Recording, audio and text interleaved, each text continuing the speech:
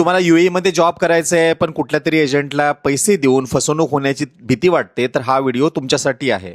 तर UAE गव्हर्नमेंटने एक नवीन विजा त्यांनी सुरुवात केलेला आहे ज्याचं नाव आहे UAE वर्क सीकर विजा. म्हणजे काय तर हा विजा परदेशी नागरिकांना UAE मध्ये नोकरी शोधण्यासाठी कायदेशीररित्या प्रवेश देतो. म्हणजे यावरती नोकरी मिळत नाही पण कमीत कमी 60 दिवस 90 दिवस किंवा 120 दिवस UAE मध्ये राहून कंपन्यांमध्ये तुम्ही अर्ज करू शकता आणि एकदा नोकरी मिळाल्यानंतर कंपनी तुम्हाला वर्क विजा म्हणजे स्पॉन्सर करते.